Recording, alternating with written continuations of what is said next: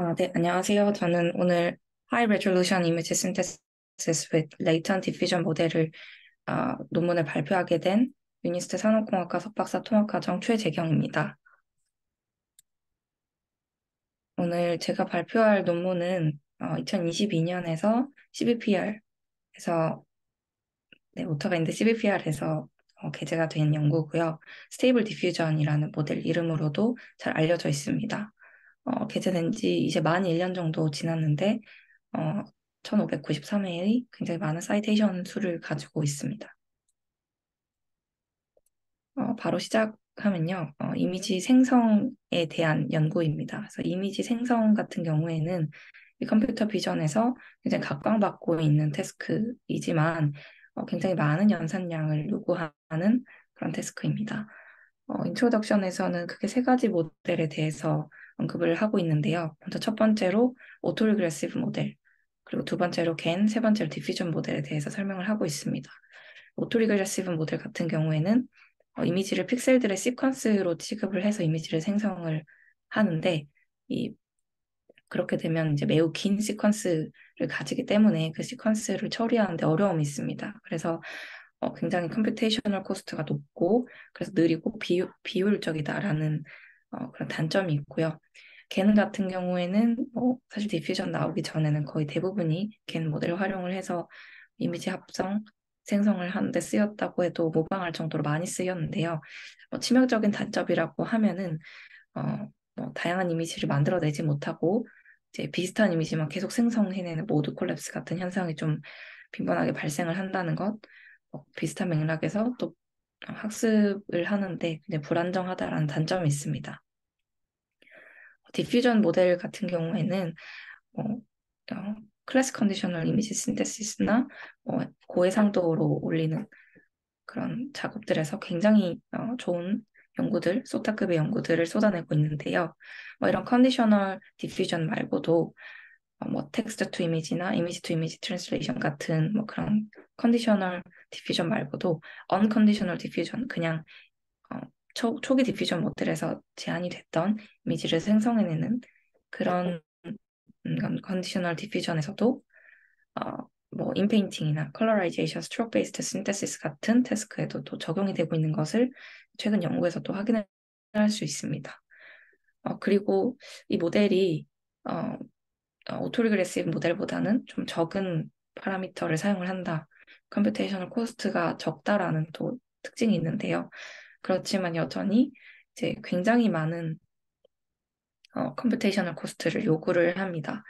이게 모드 커버링 비헤이비어이라는 게 정말 너무 세세히 시멘틱한 영역에서까지 그 이미지 정보를 학습을 하려고 하기 때문에 그래서 컴퓨테이셔널 코스트가 굉장히 많이 발생을 하고요.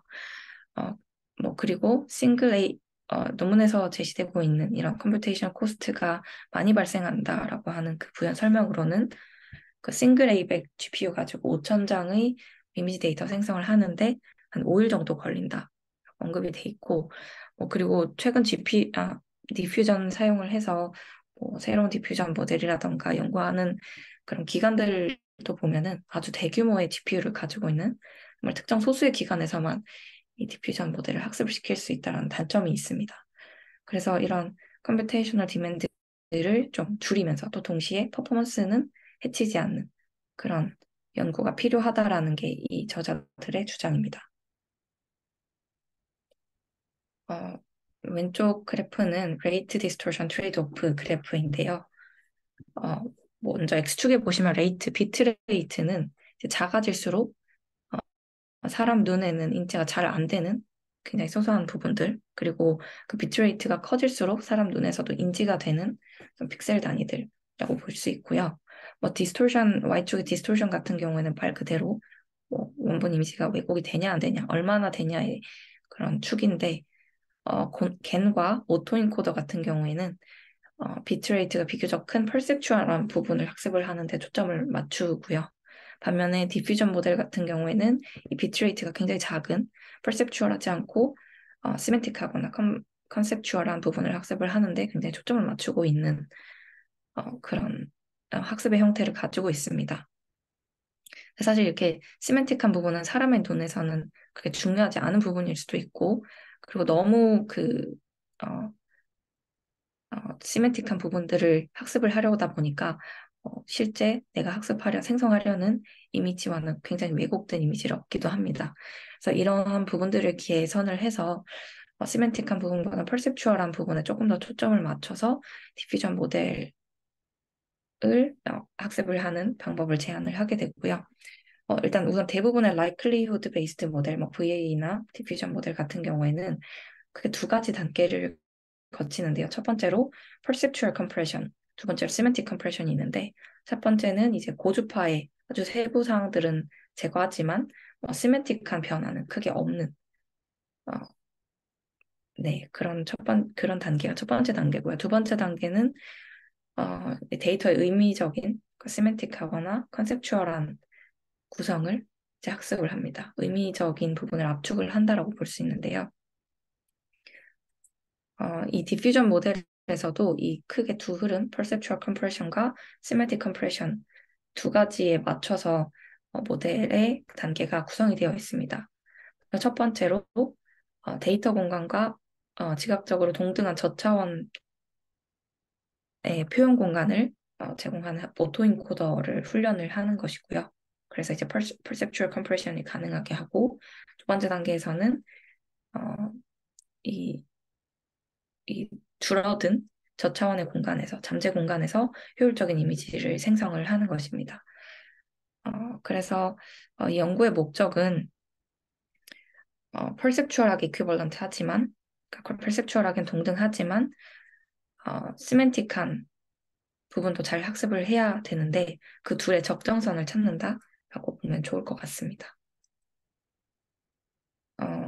그래서 뭐 간단하게 기존 디퓨전 모델을 학습하는데 오토인코더를 사용을 해서 먼저 저차원으로 레이턴트 스페이스로 보내준 다음에 그 공간에서 디퓨전 모델을 학습하는 거다라고 쉽게 설명을 할 수 있고요. 이 오토인코더는 딱 한 번만 훈련을 해서 이제 기학습된 모델을 사용을 하게 되고 뒤에 다양한 이제 목적의 디퓨전 모델들을 학습을 하는데 또 다양하게 적용이 될 수 있다라는 그런 특징도 있습니다. 뭐 릴레이티드 웍스로는 지난번에 제가 발표했던 디퓨전 모델에 대해서 설명을 드릴 건데요. 네, 크게 두 가지의 그 프로세스로 구성이 되어 있다고 설명드렸었습니다. 먼저 첫 번째로 forward 프로세스, 두 번째로 reward 프로세스의 두 가지 과정으로 점차 원본 이미지에 노이즈를 섞어주고 그 노이즈를 디노이징하는 방식으로 이미지 생성 방법이 학습이 된다고 했는데요. 먼저 보시면 이 식들은 forward 프로세스의 그 서머리인데 마코프 체인 원리를 활용을 하고요. 그리고 원본 이미지가 주어졌을 때 그 뒤에 발생하는 노이즈까지의 이미지들의 조인트 디스트리뷰션을 오른쪽과 같이 단계적인 t-1에서 t 단계로 가는 단계적인 그 probability의 곱으로 표현을 할 수 있고 지금 여기서 섞어주는 노이즈들은 또 가우시안 분포를 따른다라고 가정을 하고 있기 때문에 오른쪽 식과 같이 적을 수 있게 되었고요. 그리고 이 x0에서 x1을 바로 샘플링 할 수 있는 그리고 그 그레디언트가 흐르게끔 하는 백프로파게이션 학습이 가능한 방법으로 리파라미터라이제이션 트릭을 사용을 해서 직접적으로 이렇게 한 번에 xt-1에서 xt를 샘플링할 수 있는 식이 또 쓰였고요. 그리고 이 xt-1에서 t까지를 t를 1부터 라지 t까지 전개를 하면은 이렇게 x0에서 xt를 바로 그러니까 원본 이미지에서 노이즈 이미지를 바로 가져올 수 있는 샘플링할 수 있는 식을 또 얻을 수 있게 됐습니다. 두 번째 리버스 프로세스 단계에서는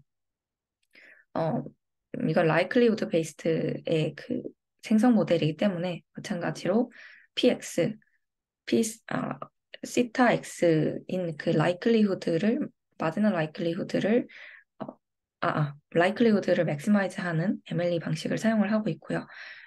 그래서 지금 여기서 궁금한 거는 디노이징하는 P 시타를 궁금해하는 것이기 때문에 뒤에 식에서는 네, 이렇게 로스 펑션을 구성을 할 수 있는데요. 디노이징 프로세스의 로스 펑션이고 말씀드린 대로 MLE의 방식을 취하기 때문에 네거티브 로그 라이클리후드가 목적식에 쓰이게 되고요. 어, 이 식들을 전개하다 보면 크게 세 개의 항으로 나올 수 있는데 이 로스 t와 로스 지로 같은 경우에는 컨스턴트이기 때문에 지워지고 여기 보이시는 로스 t-1 텀을 보시면 두 가우시안 분포를 따르는 확률 분포의 KLD 텀이기 때문에 각각의 민값의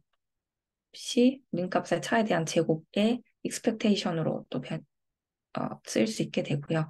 그리고 이 QXT-1 given XT, X0를 전개를 해서 베이즈 룰로 풀고 전개를 하다 보면은 이 뮤 틸다라는 평균을 가지는 가우시안 분포를 따른다라는 걸 확인을 할 수 있게 되고 P 시타 같은 경우에는 저희가 앞서 뮤 시타라는 평균을 가지는 가우시안 분포라는 걸 확인을 했기 때문에 이 각각의 식들을 오른쪽에 보시는 식으로 대입을 해서 풀게 되면은 결국 이 입실론 마이너스 입실론 시타의 제곱을 줄이게 되는 그런 식으로 전개가 될 수 있다고 설명을 드렸는데요. 이건 굉장히 이제 간소화된 그런 objective function이고 여기에 대해서 좀 설명을 드리면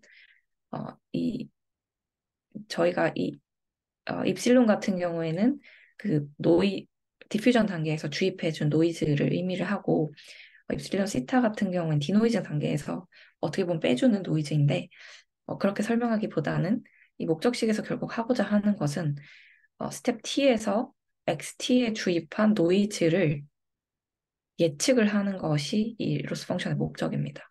네, 주입해준 노이즈와 유사한 노이즈를 찾는 과정이기 때문에 이 디노이징 과정에서는 스텝 T에서 XT에 주입한 노이즈를 예측하는 것이 목적이 되고요. 그렇게 해서 디노이징 단계에서 이 입실론 시타, 즉 노이즈를 예측할 수 있는 모델을 학습을 하게 되면 그 이후에는 XT-1에서 XT에서 XT-1으로 즉 노이즈에서 원본 이미지 방향으로 이미지를 샘플링할 수 있는 식을 계산을 할 수 있게 됩니다. 그래서 이 T부터 T-1 스텝을 1부터 T까지, 즉 0 스텝 X0까지 전개를 하다 보면은 원본 이미지인 X0를 얻을 수 있는 게 디퓨전 모델의 그 작동 방식이었습니다. 네, 그래서 뭐 이제 본격적으로 스테이블 디퓨전의 메소드 파트인데요. 크게 네 가지로 저는 구성을 나눠보았습니다. 그래서 첫 번째로는 pre-trained encoder. 먼저 인풋 이미지에 대한 그 차원을 레이턴트 스페이스 공간으로, 저차원의 공간으로 보내주는 pre-trained autoencoder가 있고요. 두 번째로는 그 안에서 diffusion 프로세스, 즉 이미지 생성을 구성하는 프로세스가 있고, 그리고 이 디노이징하는 네트워크로 유넷을 사용한다라는 거. 그리고 이 컨디셔널 디퓨전을 가능하게 하기 위해서 크로스 어텐션을 사용한다라는 총 네 가지의 어떤 구성으로 이루어져 있다고 볼 수 있습니다. 첫 번째부터 이제 pre-trained autoencoder에 대해서 설명을 드리면요. 이 오토인코더는 뭐 저희가 잘 아는 그 오토인코더를 생각하고 이해해 주시면 좋을 것 같고 원본 이미지를 레이턴트 스페이스로 저천의 공간으로 보내주는 인코더와 그리고 그 공간에서 이미지 생성 방법, 그 디퓨전 학습을 끝낸 후에 돌아오는 이제 동일한 디멘전을 가진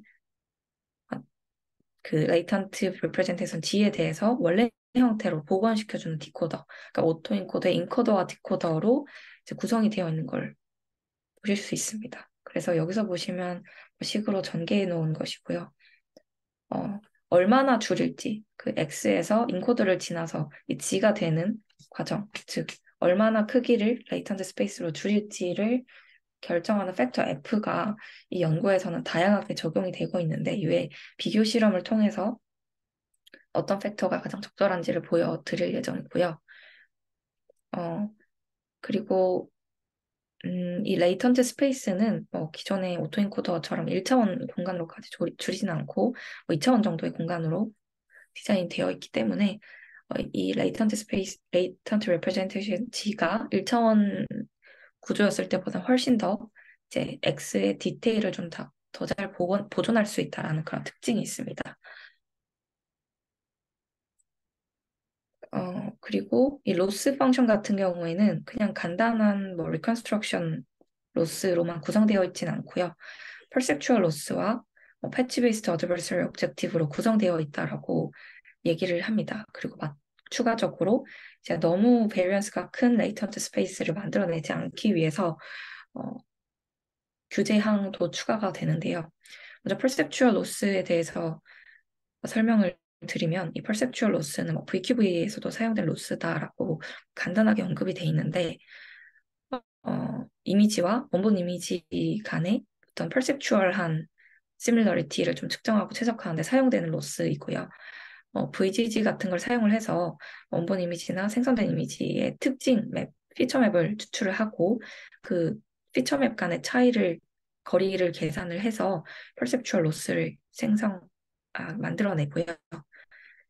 두 번째로 패치 베이스드 어드버서리 오브젝티브 같은 경우에는 이미지 투 이미지 트랜슬레이션의 대표적인 연구인 픽스 투 픽스 모델에서 이 디스크리미네이터로 사용이 됐던 패치겐의 그 로스 펑션과 거의 동일한 그런 로스인데 이 생성된 이미지가 진짜냐 가짜냐를 이제 판별하는 디스크리미네이터인데 그냥 이미지 통째로를 가지고 비교하지 않고 이미지 내에 있는 작은 패치들을 비교를 해서 이제 생성 여부, 즉 가짜 여부를 판별해내는 디스크리미네이터 로스가 되고요.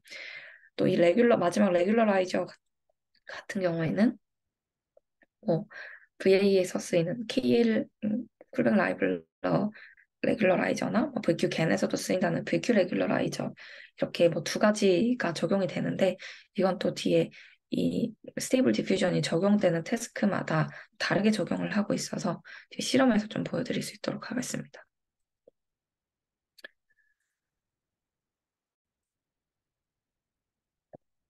네, 그리고 크로스 어텐션 같은 경우에는 트랜스포머에서도 사용됐던 연산 방식인데요. 보통 이제 키 밸류 그리고 쿼리에서 모두 동일한 출처를 사용을 하는데 이 크로스 어텐션 같은 경우에는 키와 밸류는 같은 인풋을 사용하지만 트랜스포머에선 시퀀스를 사용하지만 쿼리에선 다른 시퀀스를 사용을 해서 두 시퀀스 간의 관계를 좀 계산할 수 있는 어텐션 연산 방식이고요. 여기서는 이제 어떤 추가 정보인 컨디션 정보, 예를 들어 텍스트 투 이미지 제너레이션 같은 방법 사용하기 위해서는 텍스트가 그 컨디셔닝 정보가 되는 것이고 시멘틱 맵을 컨디셔닝 인풋으로 넣어서 고화질의 이미지를 만들어낼 수도 있는 거고 그런 이제 그런 이제 기능을 가능하게 하는 건데요.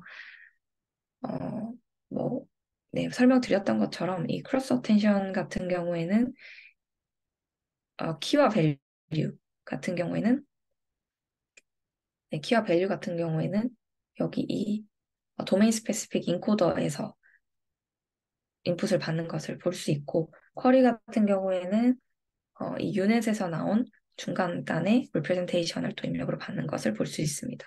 그래서 이런 식으로 이제 컨디셔닝 정보와 유넷에서 사용을 하는 리프레젠테이션 정보를 같이 결합을 해서 크로스 어텐션을 계산을 하고 있고요.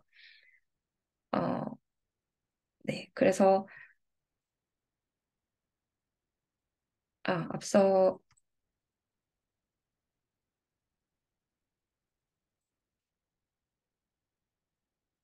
네, 식에서는 제가 생각했을 때 페이지 하나가 삭제가 된 것 같은데 기존의 이제 디퓨전 모델과의 달라진 식의 특성을 보자면 기존에는 그냥 T와 여기서 XT가 아니고 오토인코더를 통해서 레이턴트 스페이스로 보내진 GT를 이제 가지고 이 단계에서 T 단계에서 GT에 주입된 노이즈를 예측하는 모델을 어, 학습하는 게 디퓨전 모델의 기존 방식이었다면 여기서는 레이턴트 디퓨전 모델이라고 해서 컨디셔널 레이턴트 디퓨전 모델은 어, 음, 여기 이 도메인 스페시픽 인코더와 이 도메인 스페시픽 인코더에 들어가는 이 컨디셔닝 정보인 Y를 같이 활용을 해서 여기서 보이는 디퓨전 모델을 학습을 하는 식으로 구성이 될 수가 있습니다. 아, 네. 네. 제가 이 페이지를 깜빡했네요. 네. 설명이 좀 뒤바뀌었는데, 디퓨전 프로세스 같은 경우에는 이제 PX를 만들어내는, PX 데이터가 가지는 디스트리뷰션인 PX를 이제 학습을 하는 거고, 어, 그래서 이제 식은 앞서 설명드렸던 것처럼 아래와 같이 표현이 될 수 있는데, 유넷을 사용을 해서 이 디노이징 네트워크를 활용을 했다고 합니다. 이 유넷을 사용을 한 이유는, 어, 이제 인덕티브 바이어스를 사용을 하기 위한 목적인데요. 간단하게 인덕티브 바이어스라는 거는 이제 학습 시에는 만나보지 못했던 어떤 데이터에 대해서도 정확한 예측을 하기 위해서 사용하는 추가적인 가정이라고 볼 수 있고요. 뭐 예를 들어서 클래시피케이션 이미지에 대해서 클래시피케이션, objective detection, segmentic segmentation 이런 거를 이제 다룰 때는 보통은 CNN 레이어, 컨볼루셔널 레이어를 사용을 하게 되는데 그것이 이제 그 이유가 되는 것은 이제 CNN이 이미지 관련해서 굉장히 강점을 보이는 인덕티브 바이어스를 가지고 있기 때문이라고 이제 설명할 수 있는 것처럼 이 유넷 같은 경우에도 이미지를 처리하는 데 있어서 굉장히 강력한 강점을 가진 인덕티브 바이어스를 가지고 있기 때문에 이러한 특징을 이유로 유넷을 사용을 했다라고 얘기를 하고 있고요. 그래서 어, 여기서 이제 디노이징 그 네트워크인 기존의 입실론 시타였던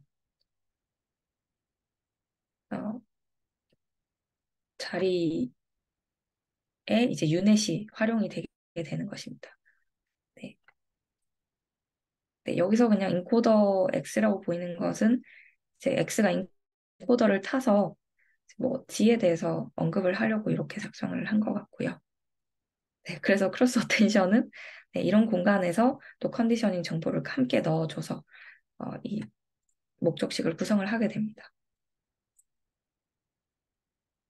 네, 순서가 좀 꼬였는데요. 바로 이제 그 실험단에 가서 어떤 결과를 낼 수 있는지, 그리고 그 결과를 내기 위해서 어떤 실험들을 했는지에 대해서 좀 설명을 드리겠습니다. 먼저 첫 번째는 Perceptual Compression Trade-off라고 해서 이 레이턴트 스페이스 인코더를 사용을 해서 레이턴트 스페이스로 확 줄이는 팩터 F를 얼마만큼의 크기로 줄일 것인가를 비교하는 과정인데요.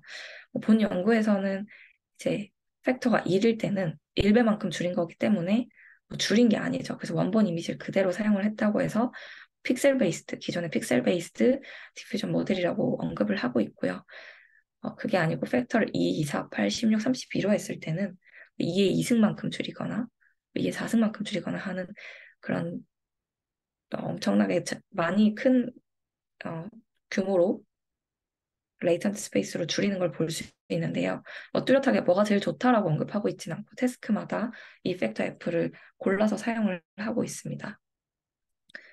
그래도 이 팩터 F를 어떻게 선정하는지에 따라서 이제 가지고 있는 특징에 대해서 먼저 언급을 드리면요.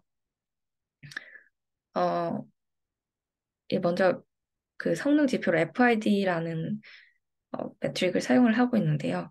이 생성된 이미지의 품질을 평가하는 데 사용되는 매트릭이고, 생성된 영상의 어, 이미지들과 또 실제 생성하고자 하는 클래스 데이터의 분포의 거리를 계산을 합니다. 그래서 이 거리가 가까울수록, 그 분포 간의 거리가 가까울수록 좋은 생성 이미지로 판단을 하기 때문에 FID 스코어는 낮을수록 좋은 값을 가지게 되고요. 그래서 여기서도 보시면은 이제 트레이닝 스텝을 200만 회까지 이어져 갔을 때, 어, 팩터 F를 1부터 32까지 했을 때 이 FID 스코어가 가장 낮은 것은 어, 네, LMD 뭐 8, 그리고 4, 16 정도일 때 가장 좋은 성능을 보이고 있다고 얘기하고, 뭐 LDM이 뭐 팩터가 1과 2 정도의 작은 값일 때에는 뭐 원본 이미지를 거의 원본 이미지를 그대로 그 디퓨전 모델에 태우는 것이기 때문에 뭐 그렇게 학습 효율이 좋지 않다라고 이제 보고 있습니다. 네, 그래서 그리고 또 만약에 너무 많은 그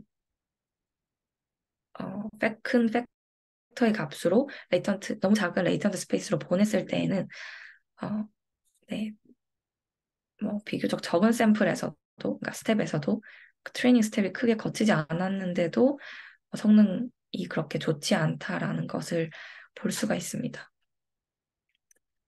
그리고 이 두 번째 피규어에서는요, 지금 여기 보이시는 마크가 10, 20, 50, 100, 200에 해당되는 마커들인데요. 어, 그러니까 얼마나 많은 학습을 시켰냐에 따라서 또 마찬가지로 성능을 보고 있는 것인데, 뭐 각각은 이제 다른 데이터셋에 학습을 시킨 그 성능 결과이고, 음, 너무 작은 팩터로 레이턴트 스페이스로 줄이게 되면은 학습이 굉장히 느려지는 문제가 발생을 합니다. 그래서 여기 뭐 1과 2를 보시면 FID가 높다라는 거는 성능이 좋지 않다는 거잖아요. 200스텝까지 학습을 시켰는데도 성능이 크게 좋지 않다라는 걸 확인할 수 있었고, 그래서 가장 뭐 좋은 거, 좋은 거라고 하면은 이제 뭐 FID 스코어도 적절하고, 그리고 그러니까 퍼셉추얼한 영역 그리고 컨셉추얼한 영역 모두에서 이제 좀 좋은 성능을 보이는 것은 4와 8 정도, F가 4와 8 정도일 때다라고 이제 연구에서는 언급을 하고 있습니다. 그리고 두 번째는 이 레이턴트 디퓨전을 이용을 해서 이미지를 잘 생성하는지를 확인을 하는 그런 태스크인데요. 뭐 컨디셔닝 모델이 아니고 언컨디셔널 모델이고 인풋으로는 256 x 256짜리 이미지를 4개의 다른 데이터셋에 이제 학습을 시켰을 때의 결과이고요. 여기 보이시는 뭐 LDM4, 8 같은 경우는 팩터를 의미를 하는데요. 다양한 이제 그 이미지 생성 모델들과 비교를 했을 때 비교적 FID 스코어도 좋고 다른 프리시전 리콜도 늘 다 좋은 건 아니지만 우선 성능을 보이고 있다라고 얘기를 하고 있고요. 여기서 이제 생성된 결과를 보시면 네, 이제 각각의 데이터셋에서 생성된 결과가 뭐 정말 우리가 봤을 때에도 이게 생성된 이미지인 건지 진짜 이미지인 건지 분간이 안 될 정도로 좋은 퀄리티 이미지를 잘 생성해낸다는 것을 또 보실 수가 있습니다. 네, 그 다음 단계에서는 이제 이 레이턴 디퓨전 모델, 스테이블 디퓨전 모델에서 어, 뭐, 어떤 그 컨디셔닝 메커니즘을 사용을 했냐, 어떤 컨디셔널 디퓨전 모델을 사용을 했냐에 대한 이제 실험과 결과인데요. 여기서는 이제 컨디셔널 인포메이션으로 텍스트 정보를 넣었을 때 이미지를 잘 생성하게끔 하는 텍스트 이미지 모델링을 수행을 했고요. 바로 이제 결과부터 보시면 street sign that with latent diffusion이라는 텍스트 문구를 넣어줬을 때 이 텍스트에 맞는 이미지를 생성을 하는 것을 확인할 수 있고 여기서도 버거를 먹고 있는 다람쥐 사진이라는 텍스트 입력을 했을 때 이런 이미지들을 생성해내고 있는 걸 볼 수 있었는데요. 이제 뭐 사진에서도 보실 수 있는 것처럼 이런 이미지들은 실제로 학습시킨 적이 있는 그런 이미지들이 아니고 보통 이런 텍스트 이미지 모델링 할 때는 이 텍스트 단어 하나하나와 이미지 하나하나를 이제 매칭을 시켜서 텍스트 인코딩 진하게 하고 그 다음에 합성을 하는 그런 단계를 거치는데요. 그래서 보시면은 햄버거와 뭐 다람쥐와 이걸 먹고 있는 사진 뭐 이런 이미지는 사실상 이제 실제로는 존재하지 않는 그런 이미지인데 이런 존재하지 않는 이미지들을 또 정말 사실적으로 잘 생성하고 있는 것을 확인을 할 수 있고요. 마찬가지로 다른 우리가 잘 알고 익히 들어봤던 달리라는 모델이나 다른 텍스트 컨디셔널 이미지 신테시스에서도 LDM 사용한 제안하는 연구가 좋은 성능을 보이고 있다는 것을 확인할 수 있습니다. 여기서 이제 이 텍스트를 처리하는 인코더로는 트랜스포머가 사용이 됐다고 합니다. 이제 텍스트 대신에 레이아웃을 인풋으로 받았을 때 이미지를 잘 생성할 수 있는 그런 실험도 수행했는데요. 여기 뭐 잘 보이지는 않지만 보시면 이 바운딩 박스하고 바운딩 박스 안에 트래픽 라이트라는 이 바운딩 박스 안에 어떤 이미지를 넣어달라라는 구체적인 요구가 있는 이 인풋이 레이아웃 인풋을 사용을 해서 오른쪽과 같은 이미지를 생성하게 되고요. 보시면은 여기 정말 지시한 대로 요청한 대로 트래픽 라이트가 이 공간에 있는 걸 확인할 수 있고 트레인이 이쪽 공간에 있는 걸 확인할 수 있고 네, 이런 식으로 이제 텍스트 투 이미지처럼 레이아웃 투 이미지 모델링도 가능하다. 그리고 이 뭐 도메인 스페시픽 인코더로는 언마스크드 트랜스포머가 사용을 했다라는 걸 또 보고하고 있습니다. 네, 여기서도 마찬가지로 네, 다른 이런 레이턴트 이미지 모델들보다 다른 이제 그 레이아웃 이미지 모델들보다 제한하는 스테이블 디퓨전 모델들이 좋은 성능 보이고 있다라는 어떤 테이블들이고요. 또 이제 이번에는 시멘틱 맵을 이 실제 이미지로 생성하는 그런 연구도 수행을 했는데요. 뭐 여기서 특징이라고 하면 당연히 뭐 이런 그 어, 시멘틱 맵에서 어, 실제 이미지를 생성하는 것도 잘 하지만 뭐 지금 사이즈가 다른 걸 볼 수 있는데 더 큰 해상도로도 이제 생성을 할 수 있다라고 보고를 하고는 있습니다. 네, 구체적으로 어떻게 작동하는지는 네, 저도 좀 아직 이해하지 못한 단계이긴 합니다. 네, 그래서 설명을 네, 잘 드리진 못하고요. 그리고 여기에서 이제 사용을 한 것은 고해상도, 저해상도의 이미지를 고해상도 이미지로 생성을 한 네, 그런 실험인데요. 여기 바이큐빅이라는 거는 이제 뭐 어떻게 보면 그냥 보관 방법, 인터폴레이션 방법인데 저화질 이미지를 그러니까 64x 64 이미지를 256x 256의 높은 차원의 그 해상도의 이미지로 확대를 한 다음에 그 깨지는 공간들을 이제 보관을 한 그런 방법입니다. 그래서 보시면은 뭐 당연히 복원이 잘 안 되겠죠. 그리고 뭐 다른 모델인 SR3라는 슈퍼 레졸루션 방법과 여기서 또 제한하는 LDM 모델을 사용을 해서 슈퍼 레졸루션 적용한 모델이 있는데요. 네, 그래서 여기서 컨디셔닝 인풋으로는 또 로우 레졸루션 이미지가 활용이 됐고, 네, 뭐 보시는 것처럼 굉장히 고차원의 이미지로 잘 깨지는 거 없이 잘 생성이 된 걸 볼 수 있고요. SR3가 이렇게 뭐 IS나 혹은 뭐 다른 방법이 높은 지표를 가지고도 있지만 뭐 이런 지표들이 아주 직접적으로 휴먼 퍼셉션이랑 관련이 있거나 뭐 블러리니스를 잘 해결한다라는 그런 지표랑은 또 관련이 크게는 없다고는 합니다. 그래서 뭐 여기서 그냥 알고 갈 것은 뭐 이런 LDM 모델이 슈퍼 레졸루션에서도 잘 적용이 될 수 있다라는 그런 특징을 가지고 있는 것입니다. 네, 마지막 실험으로는 인페인팅 기법에도 이 레이턴 디퓨전 모델이 사용이 될 수 있다라는 건데요. 뭐 인페인팅이라고 하는 것이 의미 그대로 파손되거나 뭐 좀 제거된 부분을 복원하는 것을 의미를 하는데요. 여기서는 이제 기존에 있던 사람 그림을 없애거나 혹은 여기에 나무가 있던 부분을 없애서 원래 이제 뒤에 건물이 어떻게 생겼는지 어떤 복원을 하는 그런 방식입니다. 뭐 여기서도 이제 뭐 놀라울 정도로 이 인페인팅을 잘 해내는 모습을 볼 수 있고요. 여기서 또 주목할 만한 부분은 굉장히 넓은 부분을 인페인팅 해야 되는 상황이었음에도 불구하고 깨지거나 어색한 부분 없이 잘 생성이 되고 있다는 것을 확인할 수가 있습니다. 네, 그래서 결론입니다. 뭐 보셨던 것처럼 뭐 언컨디셔널 이미지 신테시스뿐만 아니라 컨디셔널 이미지 신테시스 그리고 뭐 멀티플런 태스크를 또 다양하게 수행하면서 또 아주 우수한 성능을 보이고 있다라는 특징이 있고요. 그리고 이 컴퓨테이셔널 코스트가 많이 줄었다라는 것도 또 그 특징을 가지고 있습니다. 그리고 여기서는 이제 General Purpose Conditioning Mechanism이라고 하는데 앞서 실험들에서 보여드렸던 것처럼 이제 뭐 텍스트 이미지, 레이아웃 이미지 같은 그런 다양한 목적의 컨디셔닝 메커니즘에서도 크로스 어텐션이라는 기법을 활용을 해서 네, 잘 수행을 하고 있다라는 것을 또 드러내고 있습니다. 네, 발표 여기까지입니다. 들어주셔서 감사합니다.